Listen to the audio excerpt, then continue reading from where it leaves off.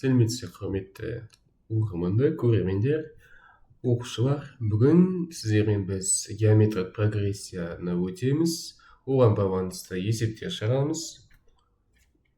Жалпы геометриялық прогрессия деген не дейтін сұрақ қойсақ, геометриялық прогрессия ол сіздерге бір нақты тізбекті береді, санды тізбегін береді. Мысалы 1, 2, 4, 8. Осы тізбек арқылы сіздер оны бірінші мүшесі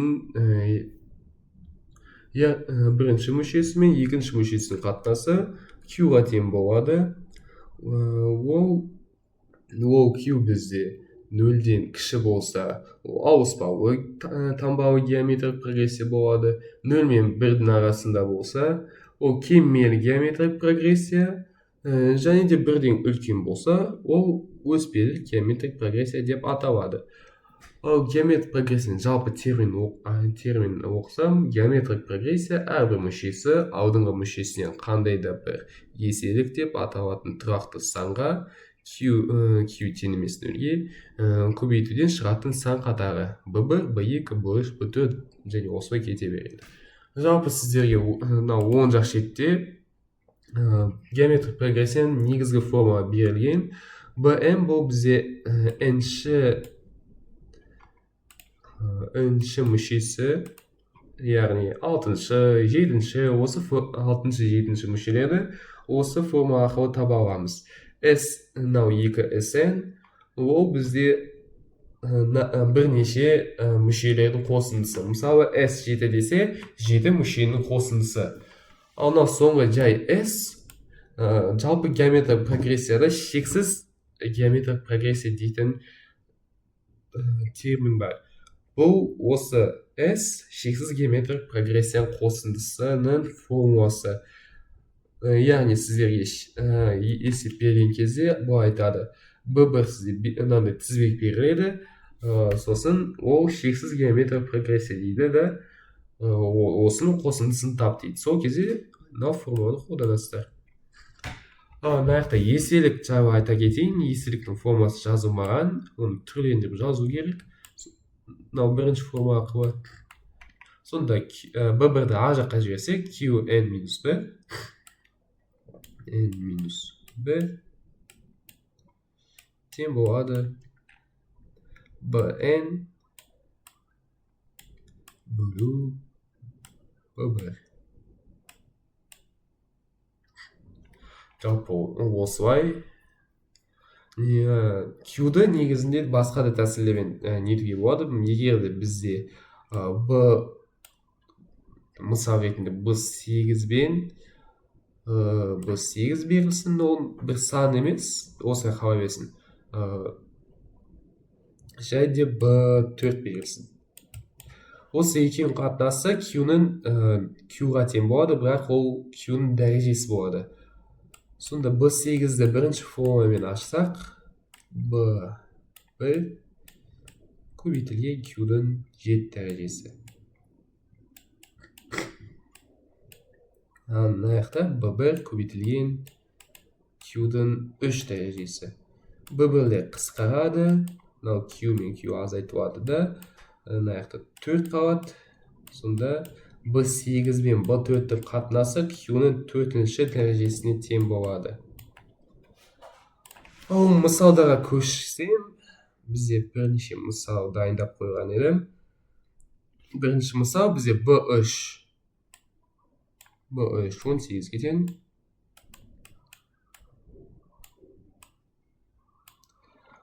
Және де B5 162-ге тең 162-ге. Табу керек бізге B1 мен Q-ді.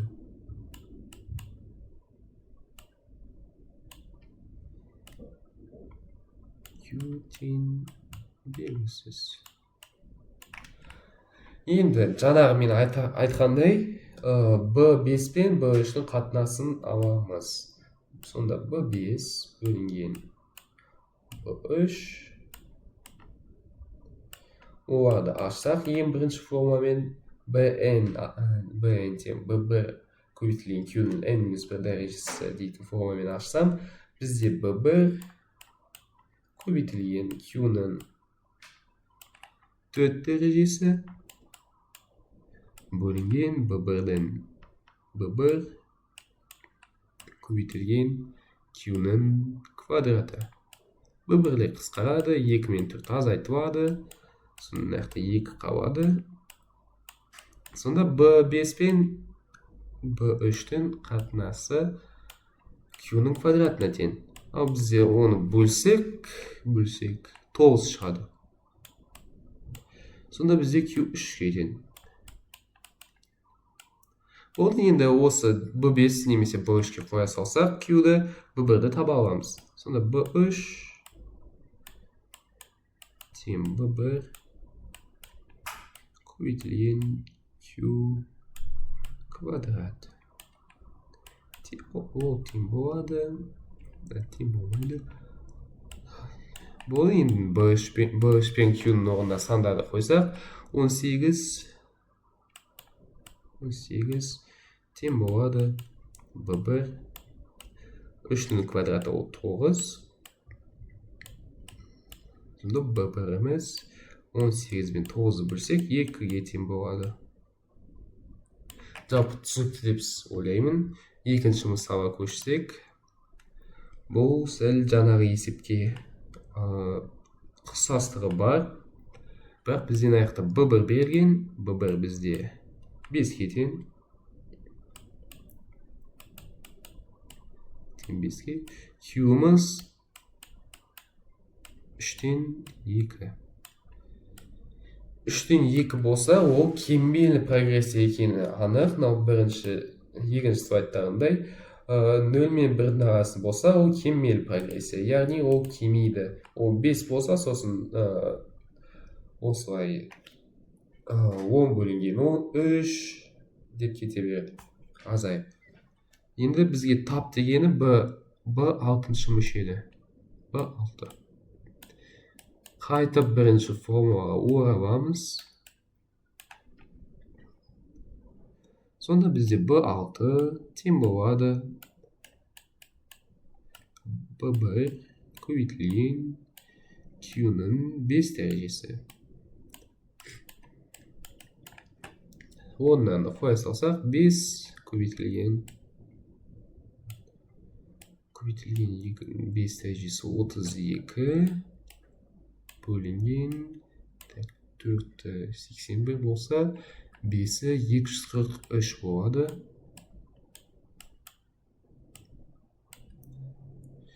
Ол тең болады бізде 160 бөлінген 243. Жауапты осылай қалдырсақ болады. Енді келесі есепті біз қосындыға шығайық. Қосындымен байланыстырайық сәл. Бізде мысалы үшін B1 7-ге тең болсын.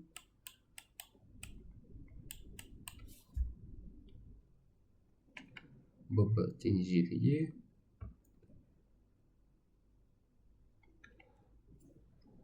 Q'мыз нешеге тең болсын? Q'мыз 4-ге тең бола берсін. Және де бізге S 5 болып кетті. S емес. S 5 табайық.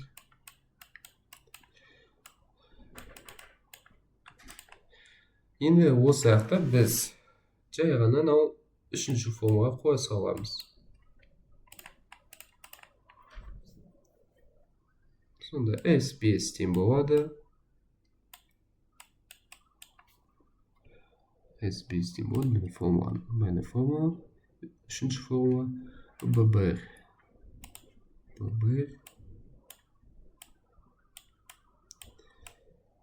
Q минус 1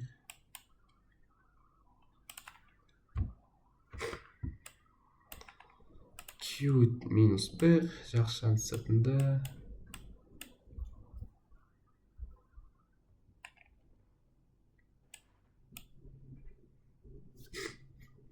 qn bo'ladi ғой негізі. Сыртында емес, q'ның n дәрежесі бөлінген 1 q азайту 1. q азайту 1. Мынау n-нің орнына 5-ті қоямыз. Бірден қоя салайын. q'дің 5 дәрежесі. Сонда 7 көбейтілген 4-тің 5 дәрежесі 3 дәрежесі 64, 4 дәрежесі 256, 5 дәрежесі 1024 болады. 1024-тен 1-ді азайтсақ, ол 1023 болады. 1024 азайту 1 бөлінген 4-ге. Бірден амалдарды шығарсақ, 1023, 7 көбейтілген 1023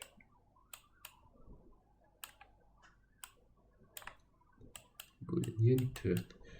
1023 пен 7-ні көбейтсек, ол бізде 7161 болады. Бөлімде 4. Оны бөліп көрсек, неше? 10-дық бөлшекке қоюға болады. Болмаса, осылай қалдыруға да болады.